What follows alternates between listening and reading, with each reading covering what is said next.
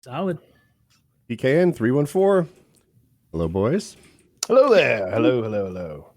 How's everyone doing? Kyle, you were saying that you got a couple new things that you're diving into.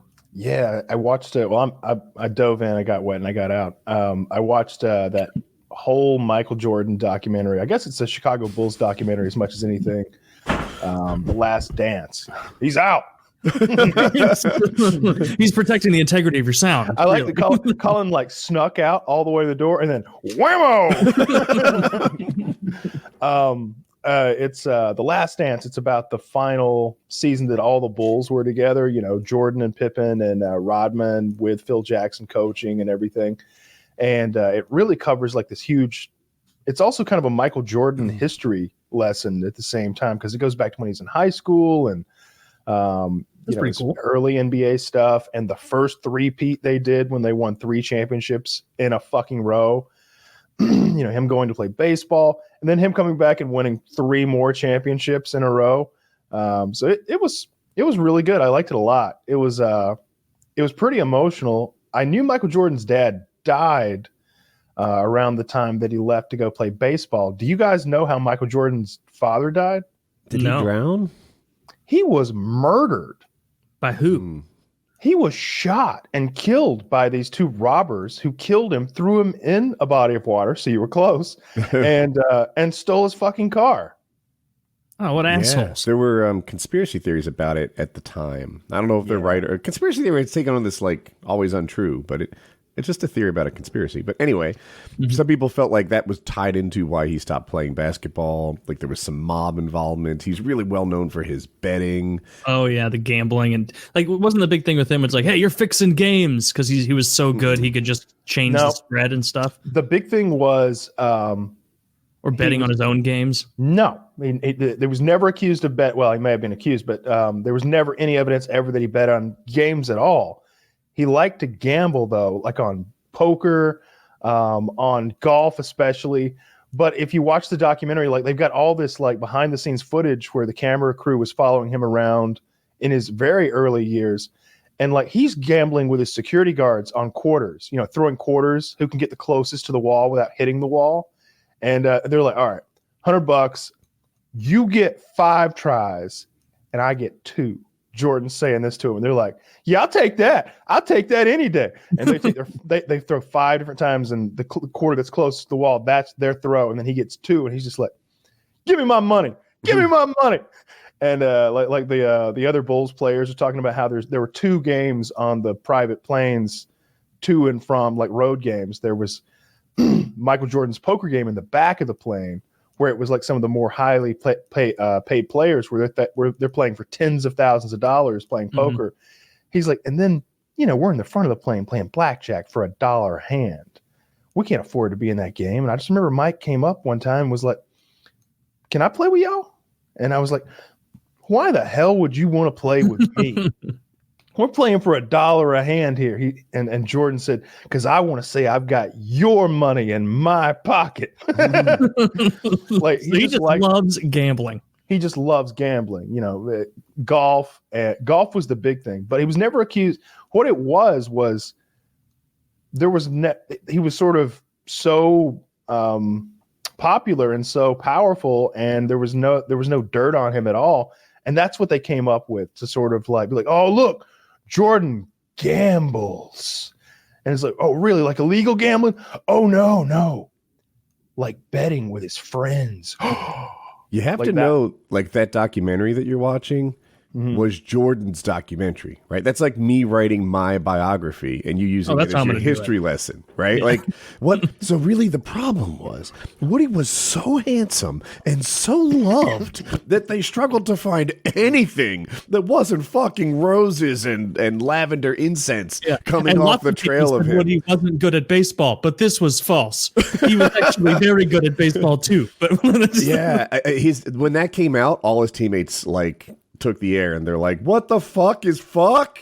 What?" The Scottie Pippen's like, "They're acting like I was shit at basketball." And all the other guys, they're scratching their heads. They're like, "This is bullshit." They acted like he won all this by Pippen has a new like feud, doesn't get along with Jordan anymore. They all feel like this thing was designed to make Jordan look fucking awesome, and everybody else looked like a bit player.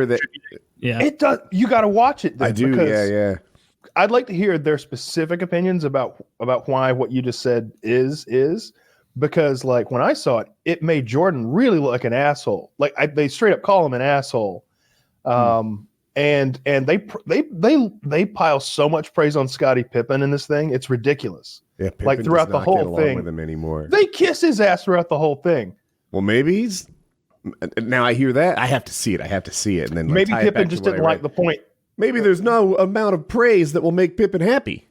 Mm-hmm. The only thing they did they said about Pippen was, there was a game where it was like a 15 seconds. I don't even think Jordan was playing. He wasn't. Jordan was retired, playing baseball, and there was a game-winning situation, maybe into the playoffs, where there were 15 seconds left on the clock, and one of the Bulls wasn't being guarded, and Phil Jackson was like, "All right, Joe's going to take the shot," and Pippen was like, "What do you mean Joe's taking the shot? I take the shot," and he's like, "No, you're getting double protection here. There's two guys on you at all times." Was it Steve Kerr by chance? I don't remember. Okay. I think it might have been that white guy with the blonde hair. I think it might have been him. They wanted to give him the ball. He had a really emotional story too. I thought he came off looking fucking roses. And Pippen was like, "You know what? Go do it without me then." And they're like, "What do you mean? I'm sitting on the bench." And he literally sat on the bench for a 15 seconds to win playoff type game-winning situation, and the white dude made the shot, and they proceeded on. And they asked Jordan about that, and he's like, he knew he messed up there. And I bet if you ask him, he'll tell you he messed up. And then they go right to Pippen. "Yeah, I messed up there." I don't understand why Pippen. People love it. People find it motivating. Like I guess Jordan had such an intense desire to win that sometimes they're like, you know what, I should maybe step up my own desire to win. Like that's been the takeaway a lot of people have had. Yeah, just a ridiculous work ethic and intensity, and it's seemingly making everybody around him that much better. He was like an assistant coach. It was a really good documentary. I should check it out. Yeah, I've only heard great things about it. I'm almost done Shameless, which I'm also really enjoying, although it doesn't make me any better as a person. It's the worst. This is good. I really enjoyed this. I watched it over the course of a couple of days. Originally, it was only on ESPN.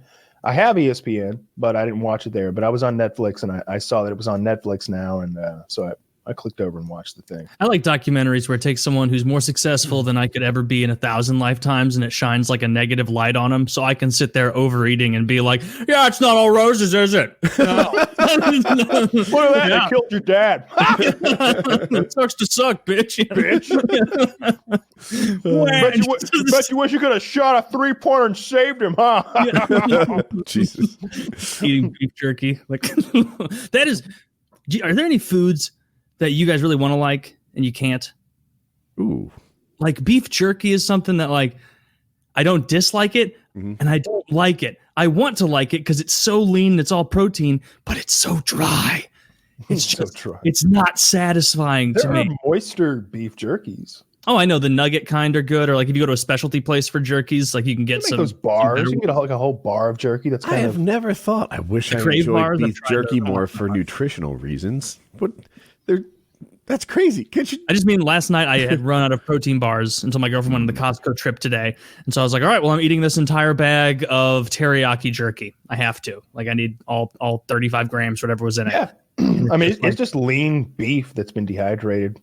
That's what's bad. It's dehydrated, like it just it turns to powder in your mouth. I just like that. I always liked deer jerky growing up because we would shoot deer and we would just give the deer to a guy and he'd give us like 8 bags of deer jerky, like big, like 2-pound bags. So we just had an infinite supply of deer jerky throughout my formative years. Deer jerky is better. Like when I killed a deer, God, it was probably 5-6 years back at this point. We had some jerky made and it was way better than the fucking Jack Link's bullshit that you can get at a 7-Eleven. Like not even close to that level of dryness, but did you guys have anything like that where you're like, God, I want to like this so bad, but Jackie's chili. It would smooth things out around the house if I liked that fucking god awful broth of good. There's so many ways to make chili. There's the easiest thing to make too. I can't fathom what's going wrong. She makes it one way, and look, I'm in the minority. She likes it. Hope likes it. But for me, is Colin on your team? Colin has a really limited palate, so yeah, he doesn't like most things, but he would be on my team to answer it. Yeah. But you got to take allies where you can find them, Woody. Strong point. You're right. The dogs hate it too. Colin and I, you walk around with signs, no more chili. The dogs turn their nose up. Keep your witch's brew away from me, woman. Oh, I hope this is a good topic. Have you watched Landmark lately? I saw he's playing Fall Guys. Landmark is hating Tarkov. And I find that interesting. It is clearly taking a toll on his mental health. So people don't know, he's a Twitch streamer, and he's very, very good. If you were to name the two best players on the world, he's either first or second, maybe first. Like he's just very, very good at the game. And I was streaming when he quit Tarkov 2 days ago, and I'm like, what? No, that's crazy. He's doing so well with Tarkov that, why would he change this formula? And then I watched him last night, I think after my own stream, and I think I saw him quit again. He just, he can't play. It's making him insane. He can't find a way to have fun in this game. But more than that, like the deaths in Tarkov hurt, and it's just killing him. I think part of what it is, his standards are very high. Like, if I kill two guys and I've got their loot, I'm sort of ready to get out. I might kill some scavs on the way. If I get 4 kills, that's a successful raid. He's not feeling good about a raid unless he wipes a 5-man team. And, even then, I saw him, went up against a 5-man. He killed like 3 or 4 of them, and then the other guy ran. And then he killed a player scav on the way out, and he was looting the player scav for some reason, and he got killed while looting that guy, and he's just ready to quit the game. And I think that it's one of those things where, like, when I played COD, I was often playing to get gameplay. So unless I had an exceptional game for me, like a 8 or better KD, I wasn't happy with that game. But I wasn't an 8 KD player, so those didn't happen all that often, and it just made it unfun unless I was the super me for a few minutes. And that's, maybe he's there, but I thought you'd have watched more. I thought you'd talk about it too, but yeah, it's interesting to me to see a guy who's killing it on Twitch, changing his financial life, maybe for the rest of his life. And the toll on him is so rough that he's like, fuck it. I can't do this. It looked like he had 5,000 or 6,000 people watching him play Fall Guys. And Tarkov isn't going to be a thing forever anyway. So I think it's good that he's just. I see it as him taking like a little break from the game. I mean, he grinded all the way to level 70, first in the world to level 70, months and months and months of 12. He probably averaged 13-hour days, 14-hour days, because he did. That's exhausting. Like the first week of the wipe, he was doing like these 26-hour days, and then sleep for 5 hours, and then another 24 hours and shit like that, like stacking up. So that first week, he probably put in 100 hours or 110 hours or something in 7 days, something crazy. And so I don't know. I guess he really deserves a break. I wouldn't be surprised if he was just burnt out on the game, especially considering that he keeps his favorite lab is maps. His favorite map is labs, and he seems to run into a lot of cheaters on there, and that's got to be super discouraging for someone as good as him. That, if it weren't for the cheater, if I died, I'd be like, well, I was going to die one way or another. I mean, at least the cheater got me out of here quickly. But when he dies, he's like, if it hadn't been for that cheater, I was just going to kill everyone. like that cheater is all that stood between me and killing all 10 of the human beings that are on this map and all 20 of the souped up AI that are on this map, and then taking my time to pick through the most valuable items and then carrying 120 kilos of those items out to the point where Taylor, he gets so much loot in this game that there's a weight system where, like, the more you weigh, the slower you are. So he'll have to lay down on his belly and crawl. Because he's got so much shit. Because he's got so much shit in his backpack. He's literally crawling to the door. he's got so much shit on his back that his character can't stand and carry it anymore. You remember X-Cal had a weird trick where he could double hit somebody with a riot shield? Yeah. Yes. Landmark has a weird trick where he can sideways strafe and go like 5% faster than you can walk. And he does it all the time when he's overweight like that. It's Yeah. It's he's completely mastered the meta of the game. Yeah. Has watching him play Fall Guys converted either of you to thinking it looks like a fun game? Just a fun, mindless, silly ass game? It is. I have a lot of testosterone, and I think Fall Guys is more of an estrogen game. Yeah. Oh, no, yeah. no. It's IT. I'm on the exact same page. Okay, what does your character look like? Is he pink? No, my guy's got he's got a pirate outfit on. Well, that is pretty. He's got a He's a purple pirate, though. Be honest. No, I think he's white. Everybody looks like the ghost from Pac-Man, and that's fair. You know, I guess it's described. I guess it's been described to me as like a battle royale in a sense, and you're going through all those obstacle courses and mazes.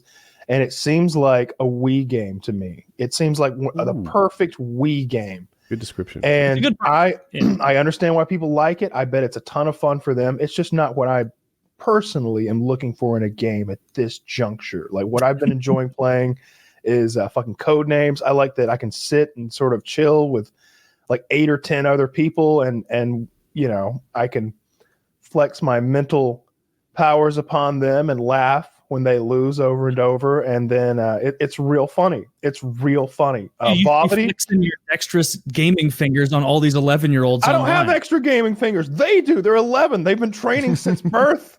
Maybe that's why they're kicking my shit in more often than not. That's right. That's right. Like Vavity is one of our patrons, and he'll like this if he hears it. He's our smartest patron. He's the smartest of all the patrons because you know he's in the medical field, he's in the military, he's got his degree, and he's an intelligent guy. So when I face off against Vavity in Codenames, which is literally almost every single game, because there's this queue you can jump into so that you are the code master, you are the one giving the clues, and your team are the ones receiving clues and then using them. And the code master is kind of the driver's seat. And you fancy yourself a bit of a code master. I am the code master. I have a shirt that says it. And no, I don't. God damn it. That would have been hilarious. I'm just in here ironing letters on. Dude, that's absurd. Given your past behavior, why would I put that past you? I might make a code master shirt. They don't exist yet. Yeah, Taylor, that's a good point. Yeah, I feel like you're no longer the fool now that you've explained it. A couple of years ago, so I wouldn't put a little, t-shirt past you. And I'm facing off against him, and I've got my team and the teams are always random, and you're always hopeful you'll get the smarter guys on your team. Sometimes you see a lineup, and you're just like, "Whew, gotta dumb it down this round." No 3-letter words for me. But I had a good team, and one of the words that I have to cue people into is histology. Do either of you know what histology is? I don't think so. Do you, Taylor? Taylor's vocabulary is huge. Histology? I haven't heard of it. No, I'd assume something about history, right? Okay, no, but the ology might clue you in. It's the study of, right? It has to do with the study of. Wait. Is it a data type study? That's no. My guess now. Ah, shucks. No, it's a study of the way skin reacts post-mortem. It's often used in autopsies. It's the microscopic viewing of skin, I think to determine maybe how the person died and things like that.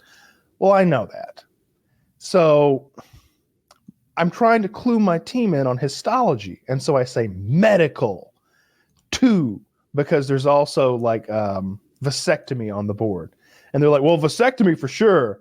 And then they stumble around and they can't figure out what histology is. They pick 2 wrong answers in a row.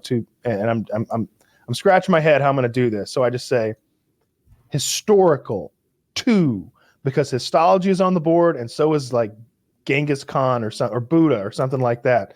And they're like, well, yeah, all right, Buddha, got that. And then they're like, well, I don't know what histology means, but it does begin with hista. And he said historical. Could that be it? And they're like, nah. That's too easy. Nah, he wouldn't give us that good of a clue. and Bobby's just PMing me like, those fucking morons. Because he's in the medical field. He knows what fucking histology is. And me and him are just sitting there just... It's a very upsetting game. So that's what I'm playing right now. I love that game. It's infuriating at times, but it's really fun to win a lot. Makes sense. When you get a nice little clue out there and everything falls into place, that's got to be satisfying. I get a lot of nice little clues. I am the code master. the absolute code master. I am the code master. Is anyone even close other than Vavity to unseating you? Chiz is the best I've ever played with. He doesn't play anymore because we were so good. We were accused of cheating.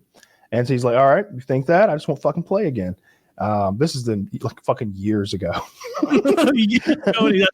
Yeah. But we were talking about playing Vavity for money, but Vavity can't come up with a partner who's good enough to hang with him and that he feels would be good enough to compete against Chiz and I. So Vavity is probably second best amongst the group that I'm playing with right now. Yeah, I would say so. Nice. Well, if you get bored of that, if you get bored of code mastering so much that it gets, too simple for you, pop on over to Fall Guys and take on the challenge of a bunch of 11-year-olds jumping over kind of luck-based obstacles. That's what I like about the game is how much luck there is. Every once in a while, something just happens where it's like, well, all right, that was clearly a glitch, but I'm bounced closer to the end. That's okay. But other times, like, you'll just fall right through the platform. I've seen some funny clips from it. I saw the one where the guy gets to like the finish line and then he turns around and starts taunting the dozens and dozens of people behind him. But then these like AI generated boulders start repeatedly knocking him down as all the people he taunted like rush past him, and they hit him like 4 times in a row, knocking him down until so many have passed him that he's at like the cutoff point, like the bottom 15% or whatever it is. And that looked pretty funny. That's the worst part of it is you can tell who aren't the children because they'll stand right at the end of the game, and there's a jump at the end of pretty much every map where you have to jump and usually dive over the finish line because there's a gap. And if you just tried to run over the finish line, you'll fall and die and then get teleported back. And you'll played Mario. Yeah, pretty much like that. And there's always guys who will like stand there and wait for you to like try to jump, and then they'll go over and do like this little like there's a little grab move you can do with the right trigger. And so if you grab them as they're jumping, you just like pause them for a second and then they fall and die. And I'm not good enough to do that.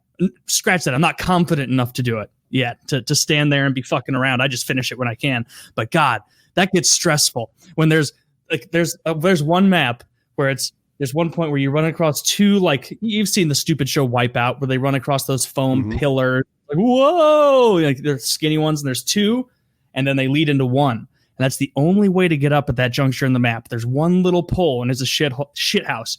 And every once in a while, a guy who's really good will get onto that final pole and just turn around, and everybody trying to jump up there, he just goes, pop, pop, pop, pop, and just throwing everybody down. And it's like, you bastard. Like it's so frustrating to just feel impotent, be able to do. I was watching Landmark play, and people are doing that to him constantly. And he thinks he's being stream sniped, and he might be. That could be a thing that is happening to him. Or he could just be getting picked on because people pick on each other in that game, like as you just described. Yeah.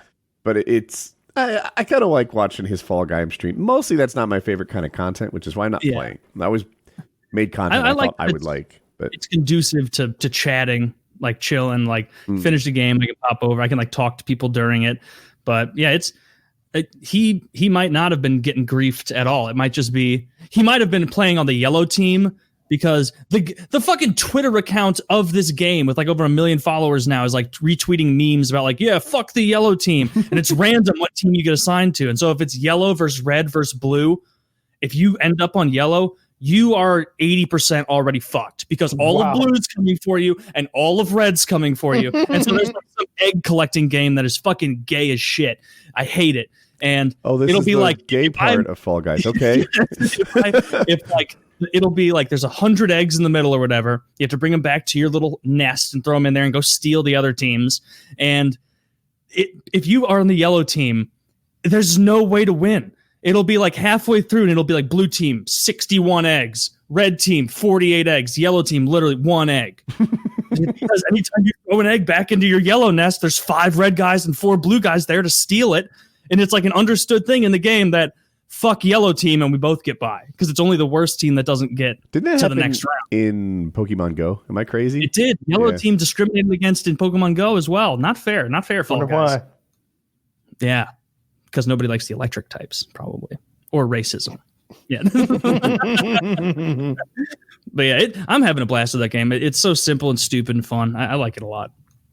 BRs are good like that. This is your first BR, and it is the worst of them. I'm trying to think of a BR that's worse. Or no, I'm trying to think of a BR. I'm trying to think of a BR I would like to play less. I think it's what's actually happening because I was thinking well, PUBG kind of got shit by the end. I'm like Fortnite, but I'd like, man. Yes, second word. If I had to choose between Fortnite's an amazing game. It really is. High skill build matters. It's just not for me. Yeah, the building added such a cool skill gap. I respect Fortnite for doing that. The things I don't like about Fortnite have more to do with the player base than the game itself. I don't like the visuals of it. Visuals are really important for me in games. That's interesting. I do. Yeah, I despise those because I was coming from PUBG at the time. We'd been playing PUBG for a while. I don't know how long, not years or anything, but maybe a month or two. And then there was Fortnite with those cartoony ass graphics and the dances and stuff. And it was like, I'm a hardened battle veteran. All right. We wear motorcycle helmets when we go to war. And it was just like, these guys are hopping around and like doing dances and building these weird metal wooden houses to fight out of. But I do think that adds like an incredible skill gap that I respect a lot for them having put into the game, because a lot of games shy away from things that add skill gaps like that. And I just wish that a game that I liked had something like that. Mm-hmm. Yeah. I like a happy color palette. I'm fine with that. I like that about Fall Guys too. Just a silly, happy color palette, very bright, engaging. I want to be sad after I finish. What's that? I want to be sad and depressed after I finish. Like I just played 8 hours of a rainy day. Yeah, I don't want to play that. That's sad. I want to play a fun game. Literally exactly what I want. I'm busy all day, and so when I stream, I just want retardation. Just something stupid that I really don't have to think about. So I watched a couple more videos of that game, The Forest, the second one that's coming out. It looks pretty cool. I'm down to play that and stream it. It looks way, way harder than any game I've played in a while. It looks like it's going to be aggravating to try and survive with that stupid little hunting hatchet. It's going to be aggravating for you to learn fucking WoodysD. No. Wait, are you playing Fall Guys with a controller? Yeah, it's pretty much understood that you should use a controller for this game. Okay. Some games are like that. I'll give you that then. Yeah. I was trying to play it with WoodysD at first, and I was like, this is so hard. And my whole chat was like, use your controller, idiot. Fucking idiot. Like, you guys bitch at me all the time for not using WoodysD, and now I do, feeling like I'm being responsible. And nope, apparently wrong game. But it is way easier on controller. Not even close. Because there's only like 3 buttons you need. X, and trigger, and like almost sounds camera. Designed for controller. Yeah. It's a Wii game. It's a Wii game. The Forest is standard RPG elements mixed in with competitive, cooperative teamwork. As if there's any other kind. Yeah. Cooperative gameplay, I should say. Exploration, horror. And there's a whole building aspect that you guys probably saw in that one video, but we don't do that shit. That shit's lame. You build a house so you have a save point, but that house takes literally 5 minutes to build, and I never go back to building. There are people who build huge villages full of like mousetrap style traps, and they like to lure the hordes of bad guys into them and watch them like get destroyed. And it's like, that has nothing to do with the game. Like that's just like a little side thing they added in that never got fleshed out really. You like attacking them hand to hand. The game is like one of those really old school Apple computer floppy disk games where you're solving a mystery at its core. You're solving the mystery of where your son has been taken to and who took him and why they took him, and to save him. Like so many, going back to like Paper Mario on N64, like You've got to go to like various caves on the map, completely explore them, get all the clues that are in them, and find little pieces of the story. And usually there's an item inside, like a scuba tank or a weapon or a climbing like axe, like ice axe, that you need to do the final mission. You know, all those items come into play in the final mission. It's like, all right, well, we got to scuba down first, and then we got to climb up the wall now. And it's like, oh yeah, they essentially set up levels 1, 2, 3, 4, 5, 6, 7, 8, 9, 10, but without ever explicitly saying that they're levels, because you can do anything you want. It's a big open world. You don't start with a map. That's that I think that'll frustrate some people when they first start. You begin and you have like a hunting axe and a fucking Bic lighter. Mm-hmm. That's your light source, by the way. That's one of the reasons the caves are so scary. You're like, all right, I can see for 2 feet now. That and music. Is there scary music? There is, I think, yeah. I dogged on Slender Man for like 6 months before I tried it. And then I tried it. I was alone in the dark in my boxers. And I just thought the whole idea of a game being scary was stupid and lame and impossible. Why would a game ever be scary for me? And then I started playing it, and the wire from my headset brushed across my thigh. And I'm like, what the fuck? I was like, all right, it'd be a little scary the first time. Yeah, I'm going to play the forest with you doing it, because I don't want to get in and be like, no map. Let's fuck around and not Google it and just find it. I would want to do it with you. If you do that, you'll starve to death. We're going to cave A. That's where the map is. Be sure to pick some berries on the way. Like I want a guide. It's definitely different than anything you've ever done before, because this is one of those games where you've got to eat and drink. Mm-hmm. And eating and drinking isn't usually as simple as like, oh, look, there's food on the ground. Well, I'm full for the next 55 hours. It's like, all right, well, let's go kill some rabbits. And then let's figure out how to construct a campfire. And then let's cook those rabbits. And then let's eat them. All right, that got me a little bit of food. I really need another rabbit, though, quickly, because rabbits are lean meat, all right? You didn't get a lot of calories out of that. And the water's the same way. You're like, oh, look, a clear pool of water. Every other video game in existence, clear pools of water. You drink out of those. That's not the ocean. Here it's like, the water was contaminated. And you're just like, oh, no. How do I uncontaminate it? How do you beat vomit? Yeah. Boil it. And you're like, well, where's the pot? Where's the pot at? And now you're boiling water. I'm making it sound more tedious than it is, but those are things that have to be done. Yeah, I've said before, I'm totally down to play. It sounds like fun. I had fun playing that Raft. I think the game was called Raft. Raft! Yeah. Yeah, we all played Raft together. That was fun. I liked Raft. Colin and I eventually played some more and beat that game. We went all the way. Too. Yeah, you told me about what the ending was like, so I think that helped. And underwhelming. Yes, underwhelming. I wonder if wasn't it a beta or something? Did they finish it? It was also probably like a $5 game, you know. Yeah, it was like free at one point, I think. By the time you get to the end of that game, did you beat it too? The size, yeah. I played by myself though. The size of the raft is like 3 football fields. You've had to make separate areas to like cook your fit. You've got like 5 kitchens, like a bunch of pumpkin patches and banana trees, and it's like I'm just maintaining now. Like I could walk away for 40 minutes and come back, and I wouldn't really lose anything. At first, you're like building a tower to land on the island and get to like a higher elevation in it. By the end of the game, I had like stairways to everywhere. I could have backed that thing in accidentally, and there'd be a convenient stairway to that island. Yeah, you put these fish traps, or not fish traps, but like junk catching traps on the edges of your boat. By the end, the full perimeter is just trash catching traps, and you're just making the rounds round and around. And after 20 hours of playing, you're like, so I'm a garbage man now, I guess. That's what I do. I'm sweeping the ocean clean. I haven't cast my line in 9 hours. I've just been letting it scoop up everything. Yeah, that was a fun game for a while though. I liked that. Yeah, it's fun for 4 or 5 hours, just because at first it's hard. You literally start out more, maybe 10. You literally start out on that raft that's just like a big piece of plywood, and by the end you've got to fucking giant sea vessel that does everything you could ever want. Yeah, by the end, you like the sharks will come up and tear out a panel. In the beginning, you're like, "There's a shark on the panel! There's a shark on the panel!"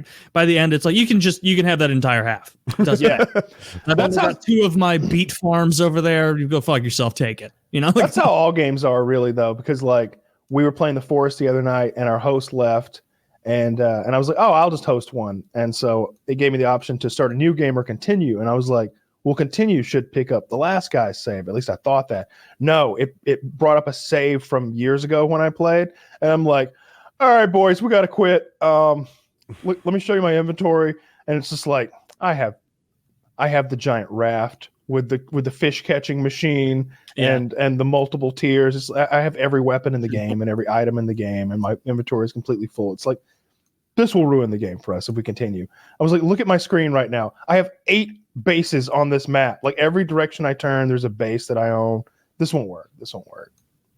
Yeah, it is disappointing almost when you get to that point in the game. In Pokemon, it was like that, where it's like, I'm grinding, I'm gonna get the Charizard so powerful, I'm gonna go to the Elite Four. And I remember like when I was a kid, like I would know, like, oh, like everybody in my lineup, like I got a Charizard, I got a Blastoise, got a Venusaur, got a fucking Machamp, Alakazam, and a Gyarados, whatever it is. And it's like, all right, they're all like level 60. I could trounce the whole Elite Four now if I wanted to. But like even at like 9, I'm like, but you don't want to go in there and be a guy who's known for barely sneaking by the Elite Four. You want to go in and one-hit KO every single Pokemon in the Elite Four is like the big battle. You have to fight 5 people in a row. You can't heal in between. Like it's tough if you're 9. And I would just like grind in Rock Cave against high level people until all of them were like 10, 12 levels higher than everyone else. And then you'd go in and the first playthrough as you're dominating is a bunch of fun.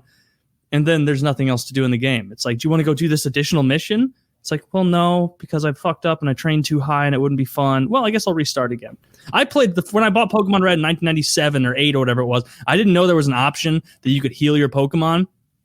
Because I didn't Google it or anything. Like, well, I guess I wouldn't have even Googled it. I didn't Alta Vista it, whatever it would have been. And I just remember like getting in a couple fights and my Charmander dying and restarting the game like 5 times, being like, "This is fucking hard, man.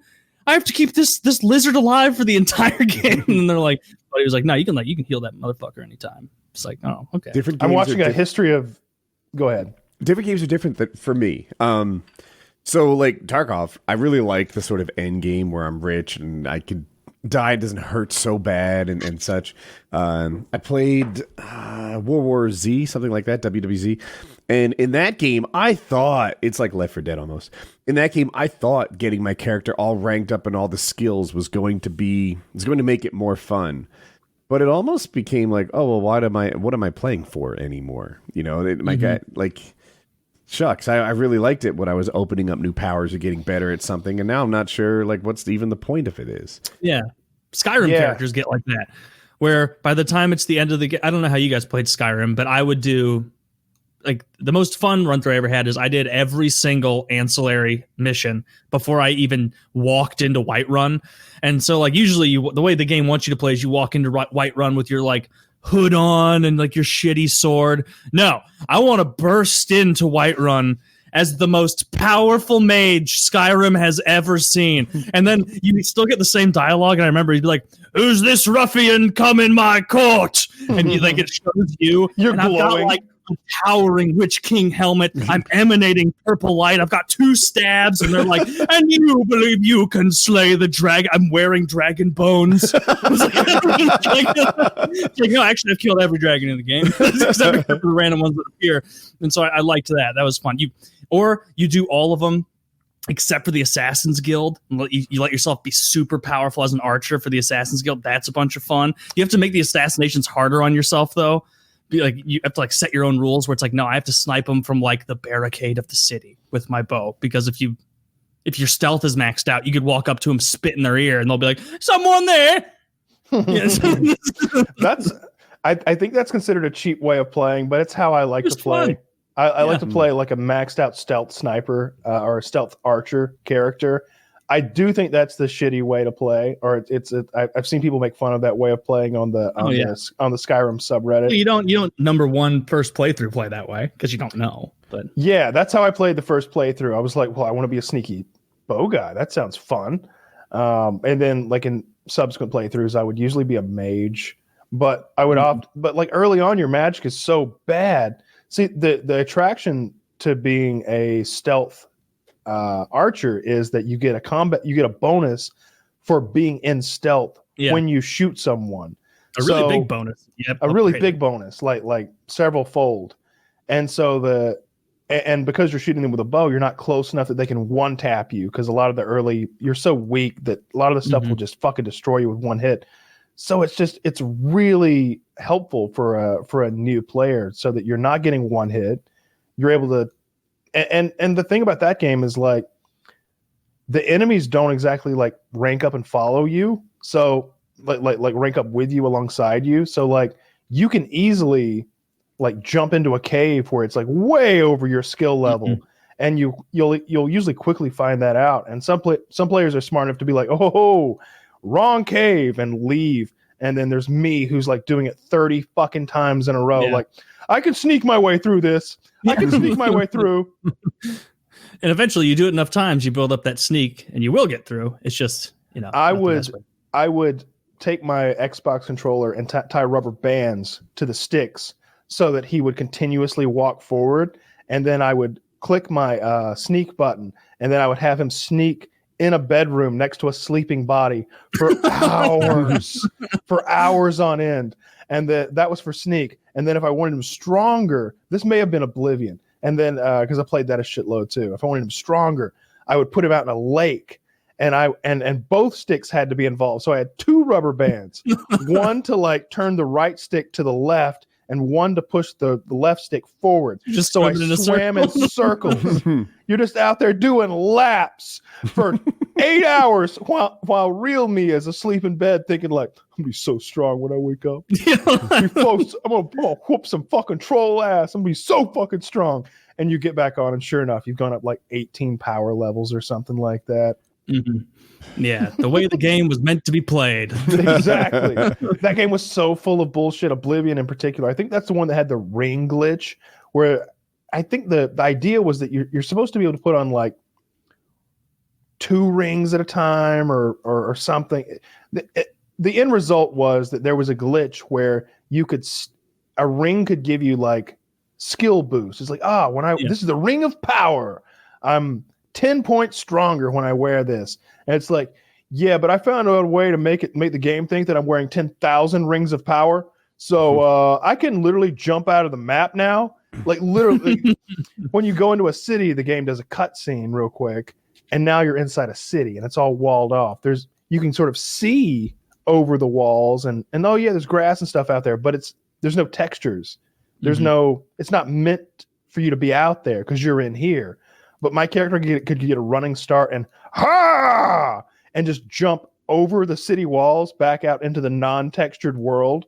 And now I'm just out there in 2D land, like running around and running so fast that the character would have momentum. So you just let go of the sticks, and he'd like fucking Legolas, like he continue moving. Yeah, that ruins the game. It sounds I had like a cheat that made the game better. So I never cheat in games. I swear that's true. But I was playing Borderlands, the first one on Xbox, and I bumped into someone who gave me a shield that was good.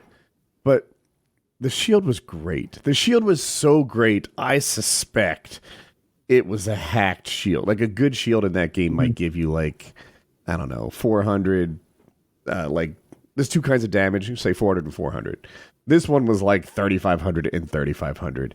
And it made it so that I could replay like the boss at the end or the way leading up to it again and again and again and always win. And I just liked it. And it was hard enough that like if you fucked around and messed up too badly, you could get in danger. But all you had to do is put on your tryhard pants for a second. The shield recharges and you're good to go again. And I would just play that all the time. I beat Borderlands 1 probably like 50 times. Because I just replay the last hour of it and enjoy it. It was a good cheat. Yeah. It was a good cheat. I still have it, I bet. I usually like to go the opposite with games that I really I'm super into and like make it harder and harder. I like games that once you beat it on the hardest difficulty, they unlock an even more ridiculously harder difficulty. Doom does that, and Dead Space did that.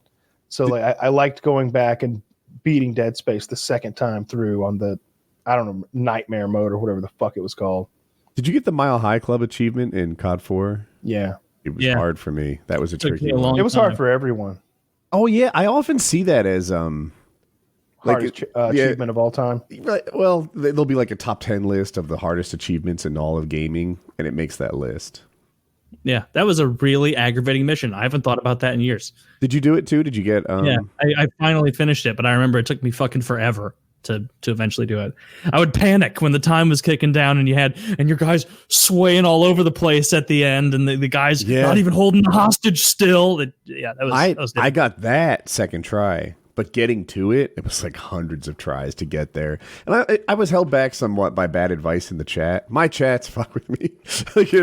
As far as back as like Justin TV, they were giving me shit. And they would be like, go this way, go that way. They'd give me bad advice, and I'd try that for an hour. I remember when I played Skyrim. This is almost legend now, but YouTube was new at streaming, right? So YouTube was a new streaming site.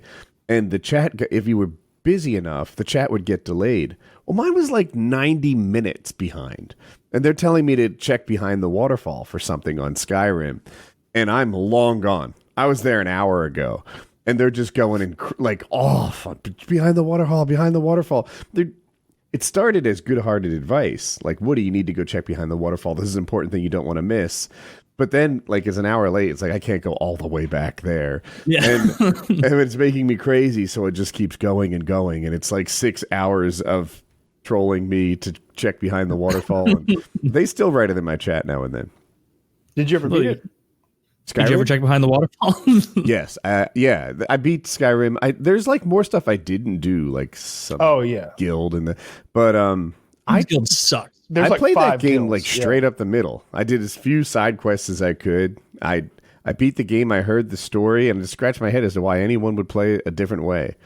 But I guess I'm weird. It's I just remember playing game. The Thieves Guild was the lamest, worst. When he plays role-playing games, his character is Woody, the guy who's playing a role-playing game. On his valiant mission to get it the fuck over with. That's about right. This game's so much fun. I can't wait till it's done. Meanwhile, I'm like, well, I think my elf would have a lot of scars because he's a little shorter and he probably had to fight trolls growing up. Taking elbows. So that's really going to affect the way he approaches situations. My guy's a skooma addict. Yeah, whatever it is. Add a little bit of depth to the character. Now, me as the role player, I want to go to the Thieves Guild, but my character needs a skooma fix, so I need to go to the skooma plant, and then, then he goes to the Thieves Guild, and the Thieves Guild goes, are you on the skooma again? He goes, fuck you for even asking. I just remember I remember I would always do the Assassin's Guild first, and it would be high tea, fun. It'd be like, you need to go and kill the prince of whatever, and it's like fucking tight. At his wedding too, awesome. You know what? I'm gonna do you one better. I'm gonna kill every person at the wedding, and that's what was usually my goal. Remember that one where you'd have to go kill the person at the wedding? Oh, yeah. And then if you were a powerful mage, you could walk right into the middle, and then just do your mass freeze. Yep. Do your mass freeze and then your mass fire, and every single person at the wedding is dead, but you've caused a ruckus by that point, so people are coming after you. But it doesn't matter. And then you would be like, man, I'm amped up. I'm ready to go join another guild. And they'd be like, hey, welcome to the Thieves Guild. Blacksmith has a pretty cool pot we like. Go get it. And it's like, are you fucking retarded, dude? Like, this is the worst. It's like, you do like 3 fetch quests for them, and then they say they'll let you in, but all they do is pay you a pittance in like silver cups. And yeah, I just remember the Thieves Guild. I never finished that ever because it was the dumbest shit. They really needed some way to fix the issues that you're pointing out, where like, you go to the Mages Guild and you become the what do they call the Grand Mage of like Whitehall Mage or whatever it was. You're like you're the chief head mage. Mm-hmm. They literally give you your own tower and your own robes. Your own robes. Like you've got custom gear. You've got your own house in the middle of the city, and it's a giant magical tower. And in it are like mixing tables and like a spawn point and like all the things that you normally have to like go to somebody else's house. Like it's like when you're growing up and like one friend had a Sega and one friend had a Nintendo. No, you've got every game console at home now. You don't need to go anywhere.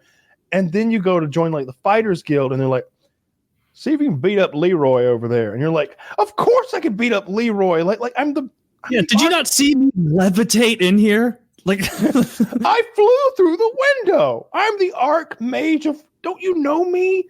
Yeah, it's like there's Everyone dead knows serpents me. and trolls all around me. A child cried when he saw me on the way in. What are you doing? Like they should give you like upgraded like missions. You should walk in, they're like, oh, the Archmage himself.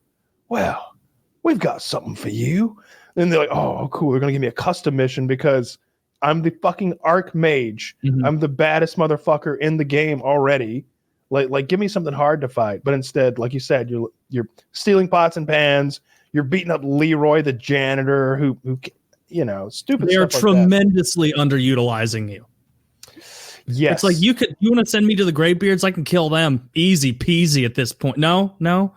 Oh, you want a bushel of apples? It makes it frustrating to like be a completionist because like after you've completed, I guess if you like touched them all a little at a time, if you're like, all right. One mission for the mages, one for the thieves, one for the fighters, and you bounced back and forth. But that's not expedient at all.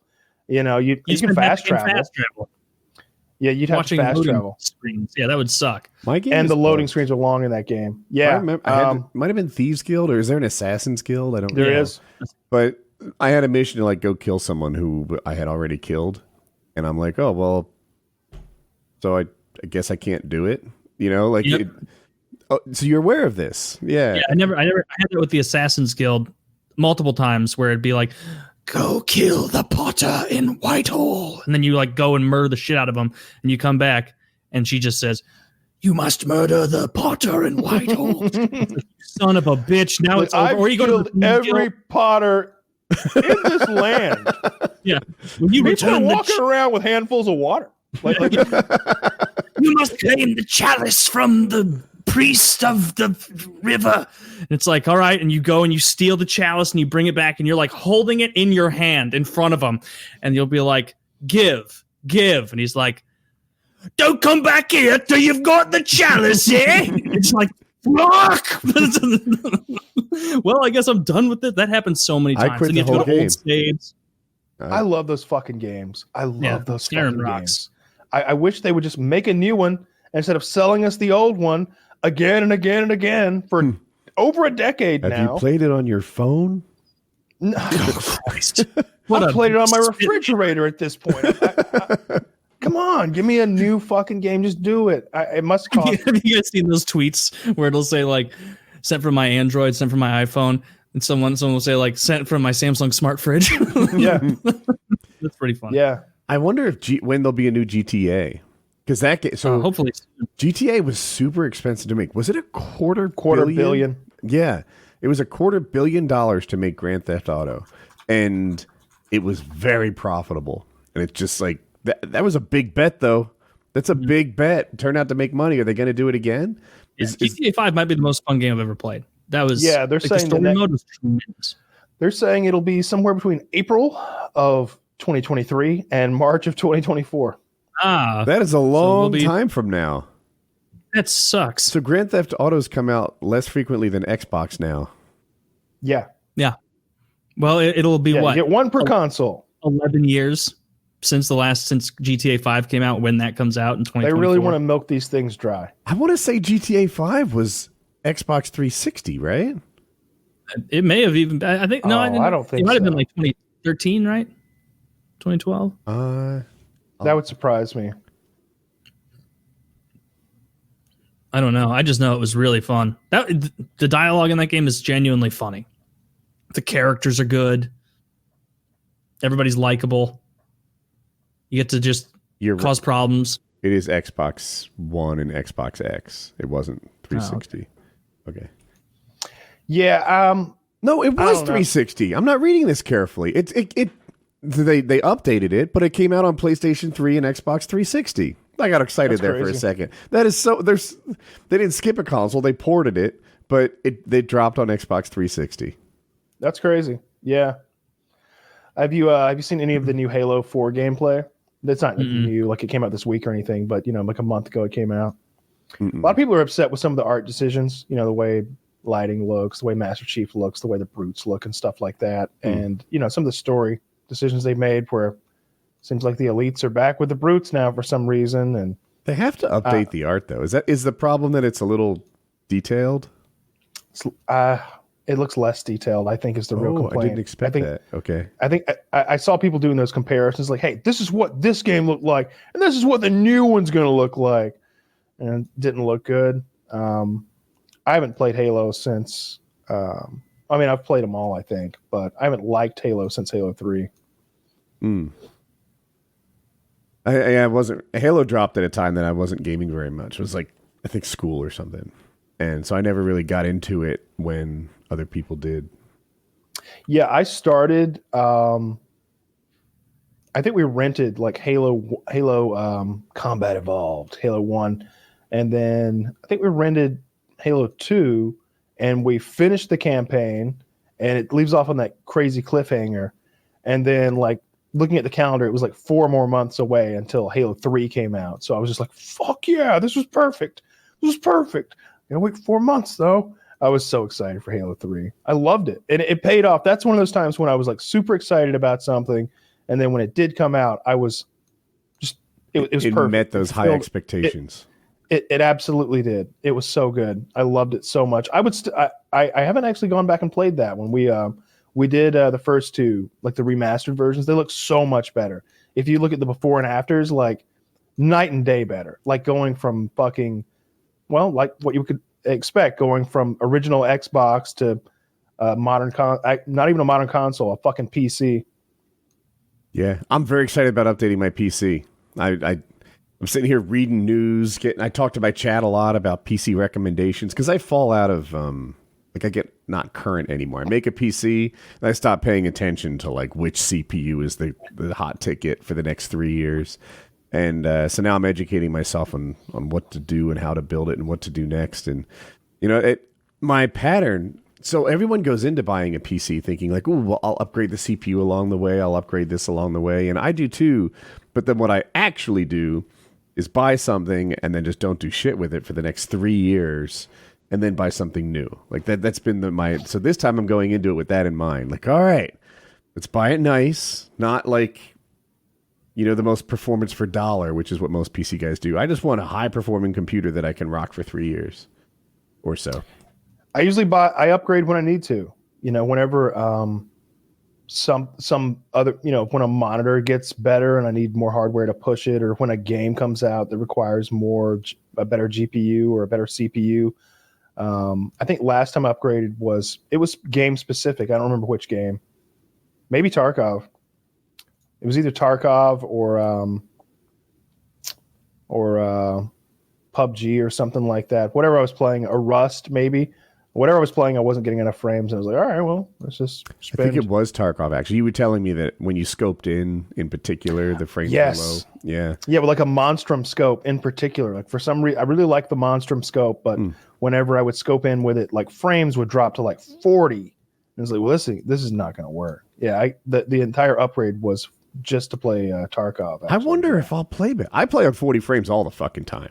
Like if I get 50, I'm like, this shit's running nice, huh? This map is easier to render. My computer's old. It's aged now. It's the 1080 Ti isn't too bad. I mean, it's gen behind, but the CPUs are old, and I upgraded them. But I would have to upgrade the motherboard to get CPUs that are better than I have. And yeah, it's time for a new computer. Yep, you've got a streaming computer now, though. You can just probably slide. Not. This thing's so like the electric streaming though. No, it's the electric bill, Kyle. This is a server class computer that I'm running on. It has dual power supplies. It has 2 CPUs. It has like it's expensive to run. It heats take one of the CPUs out. Yeah, I probably could do that actually. But, take a PSU and a CPU out. I don't know what I'm going to do with it. Like I've considered continuing to put PKA on it because it's really reliable. Like that's the point of it. This computer doesn't crash. And it does PKA really well. It's not the most demanding thing, but not demanding. I remember it used to be like if I live streamed and watched videos at the same time, I'd have trouble. And now that problem is solved. and it's real reliable. That's the point of it. But I don't know if I want 2 computers in the rack or whatever. People, this idea of a dedicated streaming computer, Tucker enthusiastically said that is the way to go. You have a dedicated streaming machine. But, like Landmark doesn't, Pastilli doesn't. I don't know if he's right or Landmark if he's does. Out of date. Oh, does he? Yeah. Maybe, I don't know. Maybe I should. Maybe I'll buy some little side computer too. Yeah. And I don't know that Pastilli is the most tech forward guy. Yeah, I'm stuck on this. So when I streamed Xbox years ago, my setup was complicated. I got I had an Xbox that I could play on a TV, and I could also stream it to my computer, and I had all these HDMI switches, and shit just broke a lot. And my setup was so complicated that it was less reliable, and I'm cautious of going that direction. Yeah, I understand. I think it's my assumption is that it's there's been so much hardware since then that's made to do this that it's a lot simpler than it used to be. Because, when we first started with those fucking hog capture cards and all that bullshit, we were jerry-rigging things to do things they were never meant to do. Things weren't dedicated for that. No, they weren't. No one saw that there was a whole business model for it, but certainly is now. But yeah, Landmark's been using a streaming PC it's been months. I don't know how long. Oh, I might just be wrong. I don't know why I'm so sure there was one, but okay. I remember when he upgraded, it was a whole thing. He's been upgrading as he went. He got the new camera a few weeks ago, and got his foot pedals and all that shit. Dude, I actually went to Amazon and looked at foot pedals that I like. Woody, you don't have his problems. You don't have so many donations overwhelming your stream that you need foot controls to deal with it. You're kidding. They're good for other stuff, though. I thought that. What would you put on? What would you do with it? I would. It would be game dependent for sure. But for Tarkov, I would make that my lean. I would lean with right and left, and I would have them. I would get the ones that were not where it's not like a block of pedals. I'm not doing a racing game.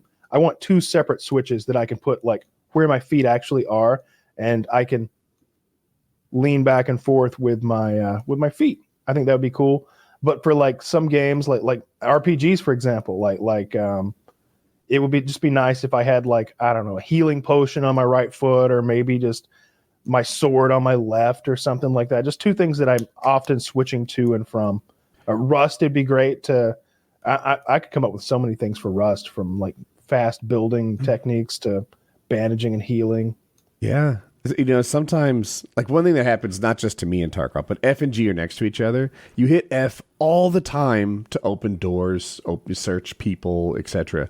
And then it's right next to G, which is throw a grenade. So, you might get inside a room, want to open the door, and now you're throwing a grenade in a closed room, and it's a big problem. So I use E to open doors. I put it on my mouse. My mouse has a lot of buttons, so now I never use F anymore. But I hold my hand unlike anybody else I've ever seen. Oh, yeah. I'm sure it's the wrong way. It's like I learned to type with my ASDF. I use ASDF.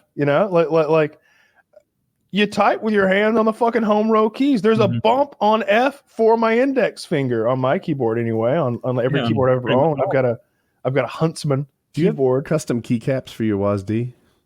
No. Oh, I do that. Yeah, I'll show that to everybody. Are they colored?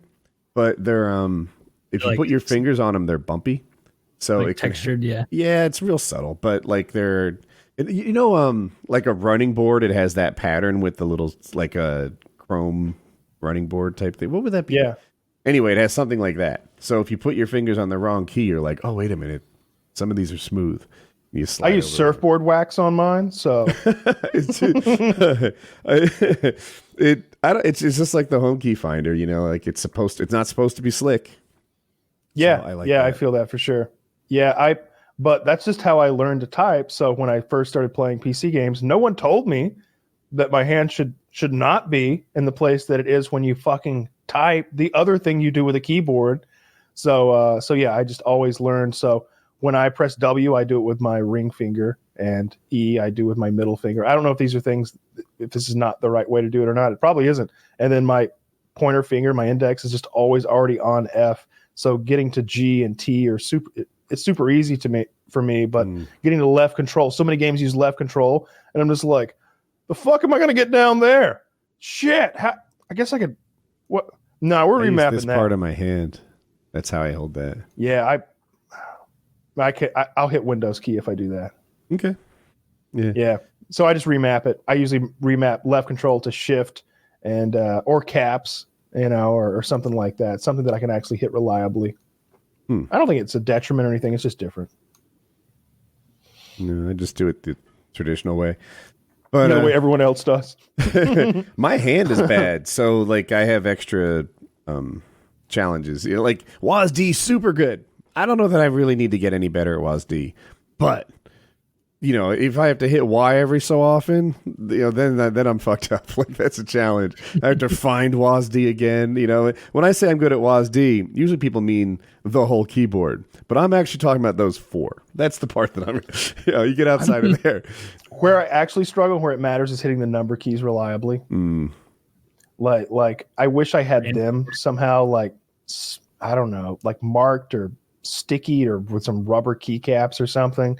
Because games like Rust in particular, you have like your hot bar of 6 items, and you get to decide what those 6 are. You could have like a bow and arrow in every single one if you wanted to, but normally you've got like 2 healing items, maybe a gun or 2 guns, and then the next one could be like a rocket launcher. It could be anything, a C4 down there, and it's really nice to be able to quickly access those things because sometimes it's much quicker to, like in the old COD meme, to switch weapons than to reload one. So it's I wonder the best if you'd like players. an MMO mouse for Rust. I've done that too. I don't know. I'm so used to this mouse that no one in the world uses because it's a piece of shit, I'm sure. This Rat 6 gaming mouse that's shaped like a fucking starship that no one else in the fucking planet uses because I'm sure, again, that it's a piece of shit, but it's what fits my hand well, and I like it. I found it. I'm going to show it to everybody. Just shame you. No, I didn't mean that. I didn't expect. But visually, so when I was shopping for a mouse, mice that had this, what I'll call a Transformers look to them, were a turnoff for me. I wanted something like a Death Adder, something smooth, a gaming mouse, but not exactly, so Transformers. And then after I started playing Tarkov a bit, I really needed more buttons. I wanted more on the mouse so that I wasn't fiddling with. And now my mouse isn't too far from yours, really. Okay. Styling wise, like it's. In How many buttons you got over there? I saw 2 on the thumb side. There's 3 on this side, and then 2 more up here, and then like 3 on the top, and the mouse scroll wheel. It also wiggles side to side, which is how I wiggle in Tarkov. But that's like 2 more button That's functions. interesting. So I lean with the 2 on the thumb side of my mouse. Okay. I lean with those. I just feel like leaning with, what is it, Q and E? I get whatever it is in the game. Actually, like while doing things like crouching and moving in and out of cover and like jiggle peeking. Like, how are you fucking doing that, people? How are you doing that? Like, there's no way you can do that as well as I can. I'm not saying I'm better than you.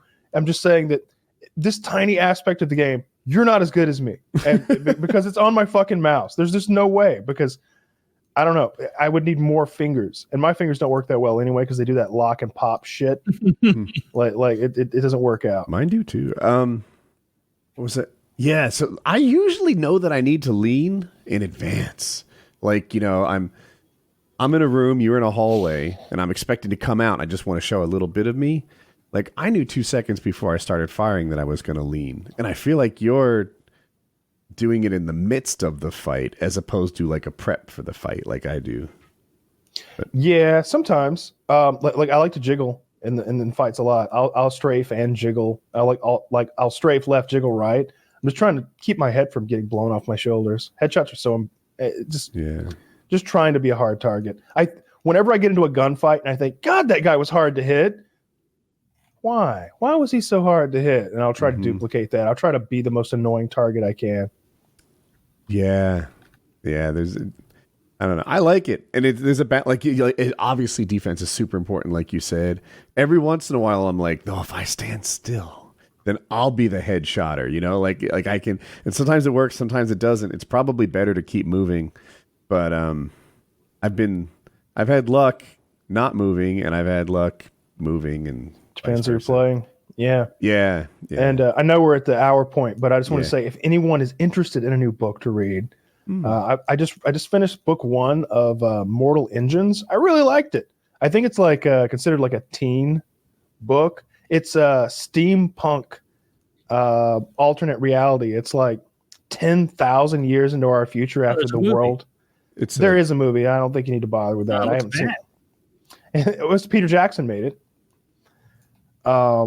It's like 10,000 years in the future. Everything's all steampunk. Like there aren't any real computers, but everybody's flying. All the ships, all the cities are traction cities now. They move around in these enormous, like tank treads, and they chase other cities and they eat each other. They call it municipal Darwinism, where the big cities eat the small cities and the fast cities eat the slow cities. And you eat them and take all their resources and their people and make them your own. And so the story kind of circles around London, which was the original traction city. And it's so far into this phase of existence where cities are moving predators that prey is getting scarce. And it's a pretty cool story. I like it. One of the main characters is this terribly scarred girl, and they just make a point of talking about how hideous she is every time. Like in the movie, of course, I think she's just got like a little like cleft palate or something like that. They're like, and like even on the cover of the movie, she's wearing her bandana that covers like the nose down, but her eyes are beautiful, and like you can tell that she'd be beautiful like without her fucked up lip. Without her fucked up lip, like top 10 beautiful, gorgeous lady. In the book, she's been, and it's from a sword slash to the face. In the book, one eye's gone, like the nose is gone. She's like tearing. Her lip is like in a permanent sneer that like exposes her teeth, and it's just like every time anyone new meets her, they're like, "Oh, hello there, pretty. Aren't you a sight?" I like to think that they just get like crueler and crueler. Like, you work out a lot, but you still can't get fucked, can you? They do. They literally do. Like the two of the main characters. It's this guy that's with her, and they're not in like a romantic relationship, at least at first.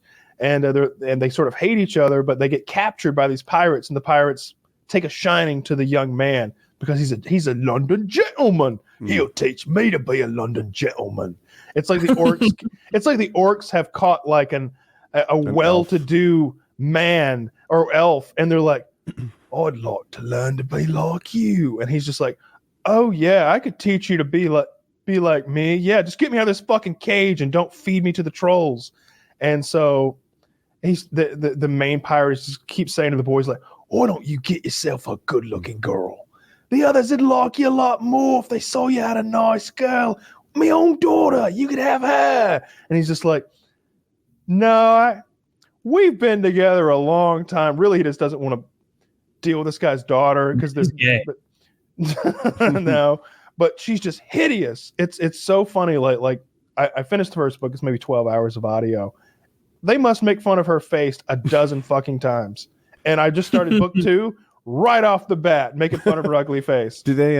Is it one author reading it? I'm sorry, one narrator reading the book? It is. He's doing a really good job. I'm reading that, and the first book of the Hannibal Lecter series, Red Dragon.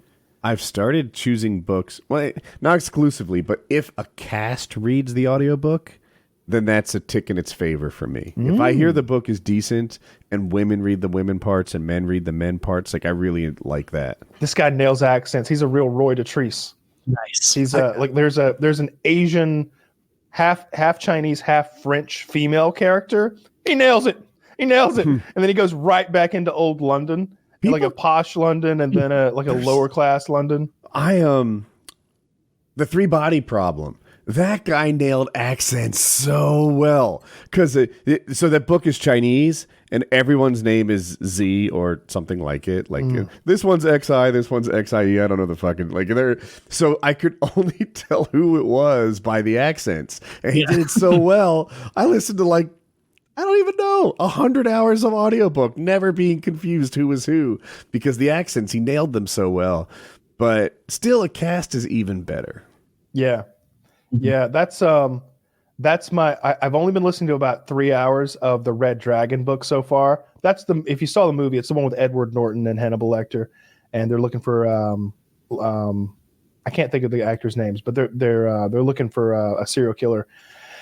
And there's a part where he's reading a woman's diary in the woman's voice, and she's like, Dave asked me what I wanted for my birthday this year. I told him, you're big prick, silly, as far in as it'll go. And I'm just like, God, you couldn't even try to be feminine for that one. Like, he's got this. On a little voice, He has this deep, scary voice. Jack Crawford said to him, I don't know, but today we'll find out. And then he like goes to the other guy's voice, and the other guy also happens to be incredibly gruff and masculine. And then, but when he does women, it's just like, man, maybe they should have hired a different reader for this one in particular. There's not a lot of female parts. There's actually very, very few. I noticed that because in the movies and TV shows, they replace a lot of the male characters with women because it's a completely male-dominated cast in the books. Like, Dr. Bloom and Freddie Lowndes in the TV show, for example, are both women. No, they're both dudes in the book. So you end up with like 8 dudes looking for Hannibal Lecter, another dude, and it's like, all right, I guess we left the ladies at home, huh? Just like a good book. I don't hate that. I don't hate that actually. Like one of my formula. Lord of the Rings, I never struggled, but sometimes the characters in what the fuck is the one we all learned to hate at the end of season 8? Game of Thrones. Game of Thrones. You know, like it's just another dirty bearded character who you haven't seen for a season and a half. Like, was it the Band of Brothers? What is the Brotherhood Without Banners? They ended up being a bunch of nothing. Yeah, most of the people did.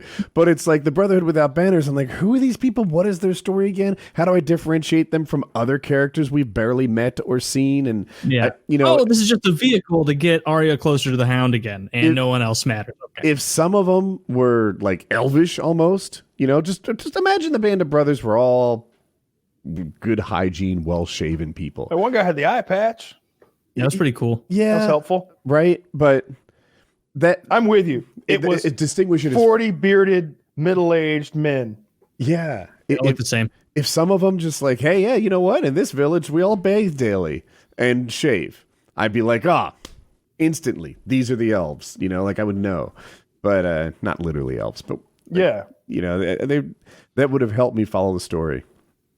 You would have loved Trivial Pursuit the other night, Taylor. The question was, how many members of the Fellowship of the Ring were there? And we're just like, 9. Get out of here. Just keep. Yeah. Obviously, clearly. then it's the other team's turn. Then it's the other team's turn. And it's like, this nation was the first to win the Little League series other than the United States. And they're like, Japan. The fuck? No. Cuba? Korea. Dominican Republic. No. Cuba was my first guess. Keep going. Russia. China. Soviet Union. Nope. Haiti. Nope. I don't think Haiti wins much. They got enough on their plate over there. There's just baseball players for that area of the world. I don't know. What is it? It's not Dominican. Canada. Nope. Mexico. There you go. You named them all. Was it Mexico? It was Mexico. Huh. You know what? Good for Mexico. Good for Mexico. First non-US team. Are there a lot of Mexican MLB players? I had no clue. I don't know. It was like 1951 or something, 42 or something when they did that. It was Little League World Series, first non-US team. Who has the most titles? Got to be the USA. Yeah, definitely USA. You guys want to call it a show? My dinner is ready. Same. Okay, I'm going back to bed. Up on my own. I guess I'll do Fall Guys tonight. All right, PKN 314.